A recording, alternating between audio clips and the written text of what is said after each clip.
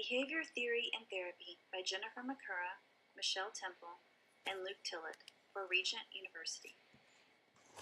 This presentation will include learning objectives, theory, practical application, Christian integration, teaching activities, a case study, and references. By the end of this module, students will be able to comprehend the variations of behavioral theory in first, second, and third wave modalities, develop a working understanding of current behavioral and cognitive behavioral techniques for therapy, and integrate the Christian faith into behavior therapy. Behaviorism is the theory that human and animal behavior can be explained in terms of conditioning, without appeal to thoughts or feelings, and that psychological disorders are best treated by altering behavior patterns. The science of behaviorism began at the turn of the century with the experiments of Ivan Pavlov on the gastric function of dogs. As with many great discoveries in science, Pavlov's intentional research into the physiology of dogs led to an unintentional discovery, namely how animals learn. This sparked the early century experimentation on learned behavior that developed into the theory of behaviorism. The first wave of behaviorism was defined by its radical approach to experimentation and rigid rules. Scientists like John B. Watson were focused on creating a completely objective branch of science with goals around the prediction and control of behavior. This severity of objectivity and focus on repeatable and measurable experimentation was in direct opposition to the more popular psychodynamic theory of the day that relied heavily on case studies, introspection, and scientifically unmeasurable theories. The idea of using behaviorism to promote and develop changes in the human condition created the psychology of behaviorism in the 1950s and 1960s. Following on the heels of Pavlov's understanding of conditional responses, John Watson is widely considered the father of behaviorism. In his 1913 paper on Psychology as the Behaviorist Sees It, Watson acknowledged that many psychologists at the time were skeptical of how learning and behavioral conditioning theories used in animal experiments could be applied to humans. In an effort to bridge the gap between animal and human learning theories, Watson engaged in sometimes controversial experiments, such as the one with little Albert. Watson, and later Thorndike and Skinner and others, restricted the objects of their studies to explicitly observable and measurable phenomena. Additionally, Watson's assistant, Rosalie Rayner, was the first to theorize that behavior therapy could be used to treat phobias. Her assumption was, if behaviorism could be used to create a phobia, the same could then be used to diminish the fears. B.F. Skinner followed up on the classical conditioning approach by developing the theory of operant conditioning. He surmised that people learn behavior and how to change behavior through operation in the environment. His concepts of rewards and punishment helped to frame the way people learn through the shaping of their behavior. This can be done naturally. For example, inappropriate social behavior results in fewer friends, or through the contrived means of imposed sets of positive and negative reinforcement used to shape behavior. This continued emphasis on experimentation, objectivity, and repeatable results carried over into the second and third wave of behaviorism. The real-life applications of behavioral therapy can be seen everywhere today, even in our media. Watch this clip from The Big Bang Theory.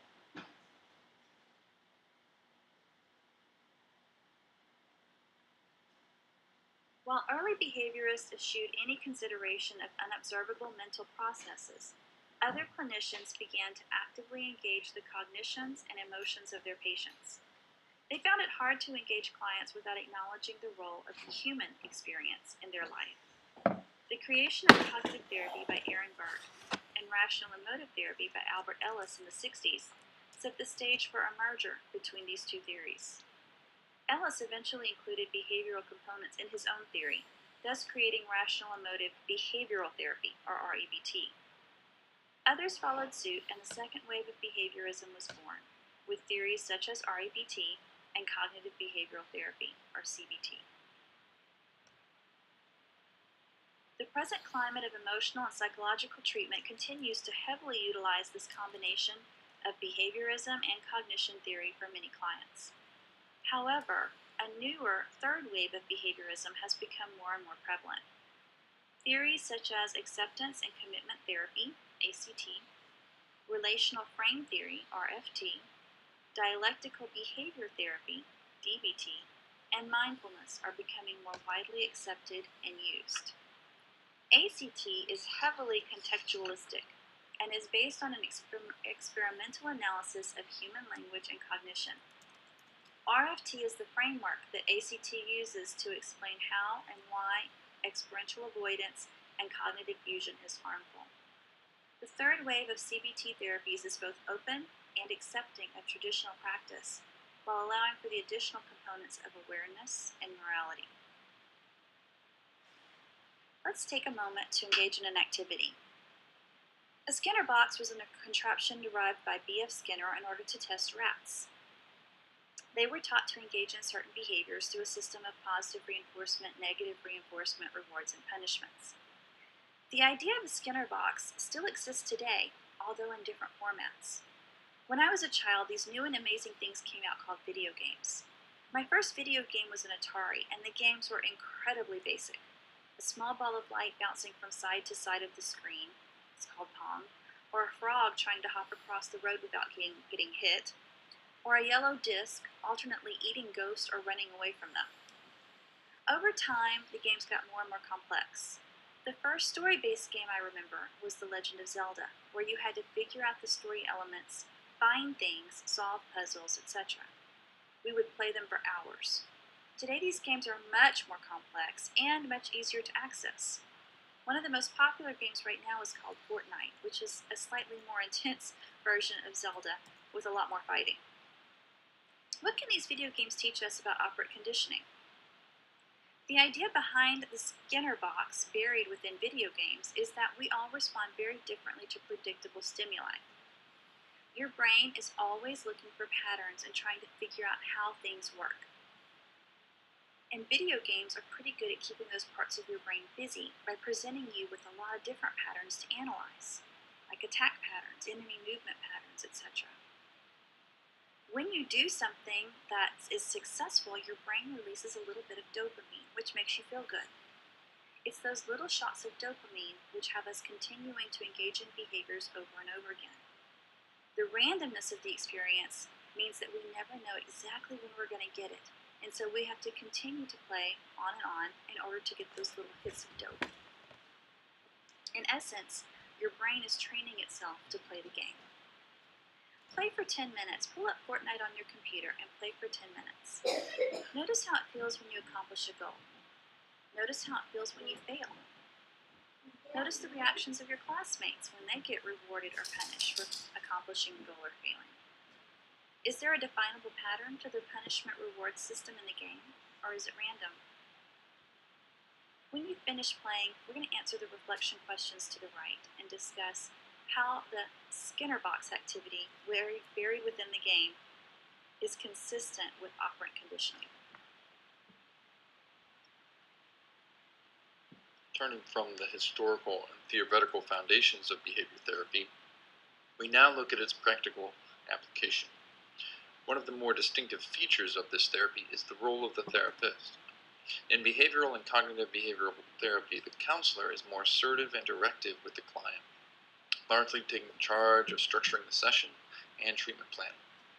The therapist does not attend to transference or counter-transference as much, nor to the interpersonal dynamics.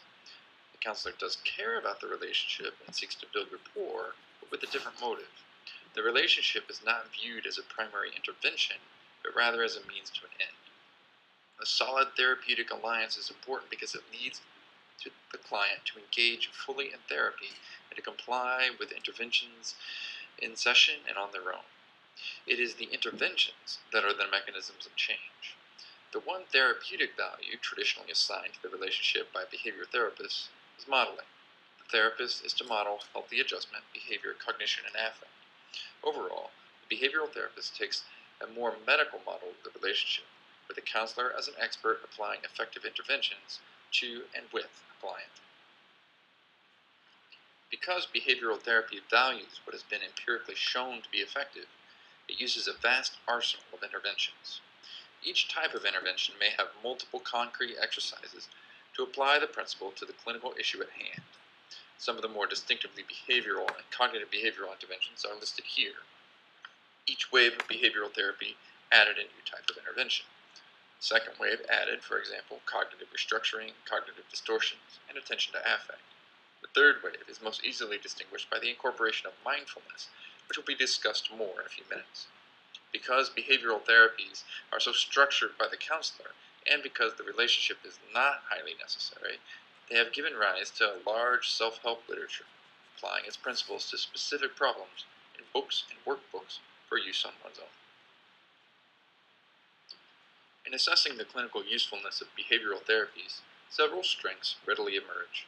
Nearly all concede that behavioral therapies are effective at reducing the presenting symptoms, be they depression, anxiety, social avoidance, self-harm, phobias, or obsessions and compulsions.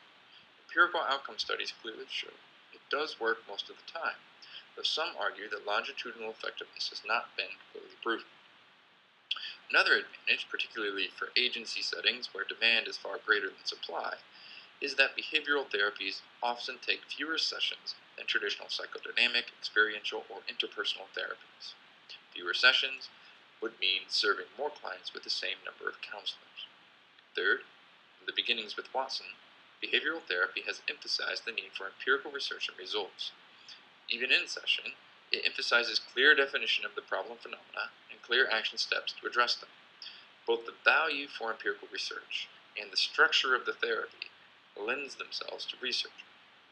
Finally, and perhaps less flatteringly, a new counselor who is nervous about what to do in session to help a client might find some reassurance in following the clear treatment protocols of behavioral therapies, particularly CBT. This lessens ambiguity and affirms the counselor that at least I'm following an empirically supported practice. Two major objections to behavioral therapy stand out. One, many claim that they are simply too superficial, relieving symptoms but not addressing the root cause. The idea is that the root cause remains and will lead to relapse or to a different disorder. Here, the roots of behavioralism, defining the problem solely by behavior, becomes highly relevant. Two, it can be dehumanizing. This is true particularly with the first wave, less so with the second, and hopefully still less so with the third wave.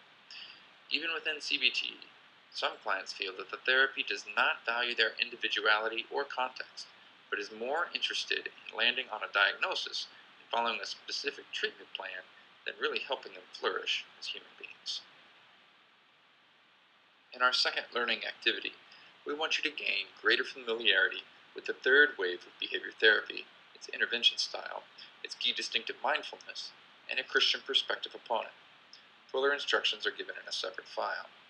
In this, we invite you to participate in a common mindfulness exercise called the Five Senses. You'll be encouraged to note 5 things you can see, 4 things you can hear, 3 things you can feel through touch, 2 things you can smell, and 1 thing you can taste. The goal is to attend fully to what your senses are telling you in this present moment, without judging or evaluating. After debriefing this experience, we'll break you into small groups to discuss whether mindfulness, with its roots in Eastern philosophy and religion, is appropriate for Christians to use.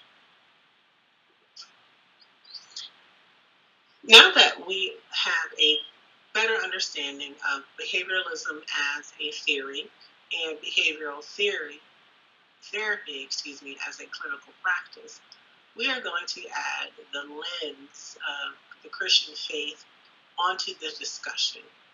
Specifically, the lens of person, of the lens onto the view of person. So the integration is a very extensive process and it's multi-layered.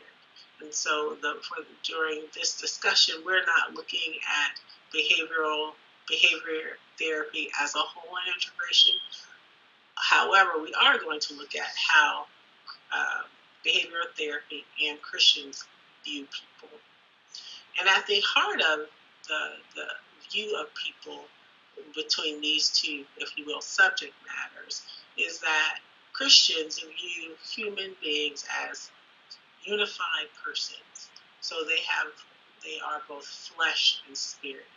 Whereas behavioral therapy, the behavioral view, sees people as naturalistic, existing in the physical world within a cultural context, within space and time only.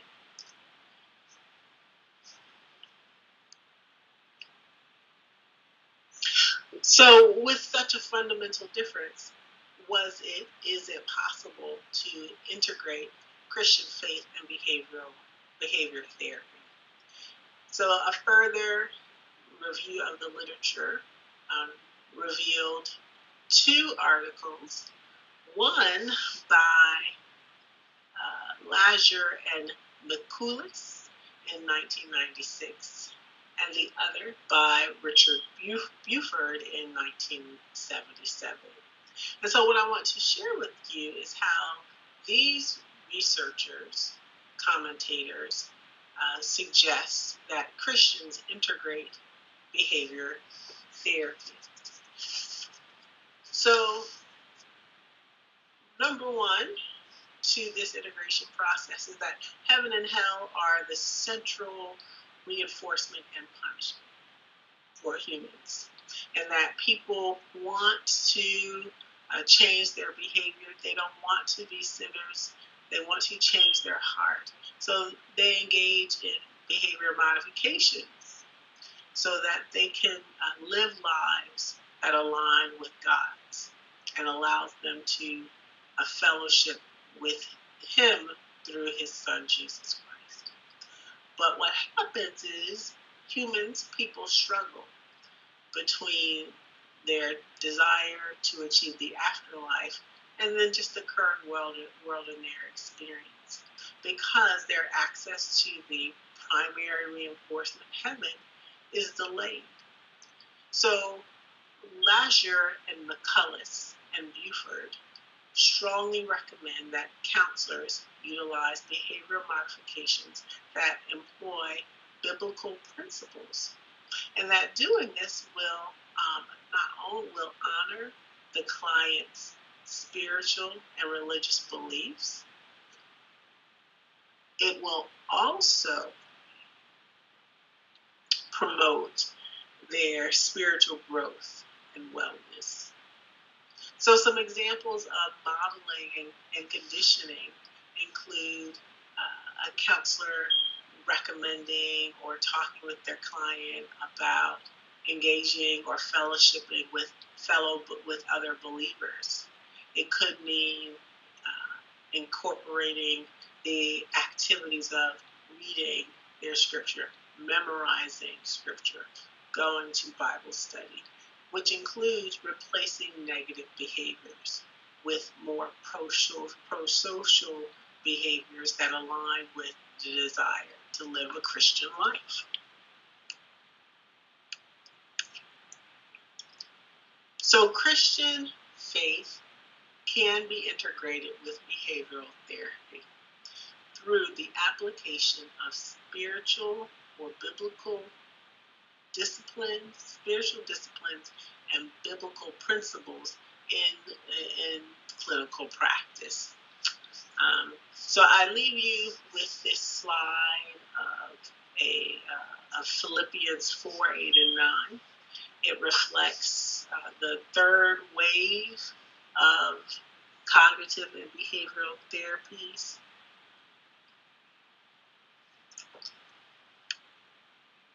Now it's time for the case study.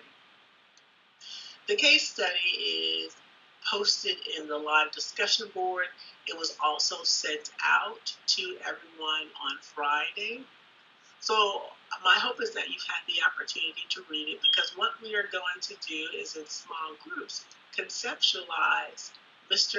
Anworth's case using a behavior therapy orientation, either second or third wave, and a Christian faith tradition. So you can decide, if you will, the denomination.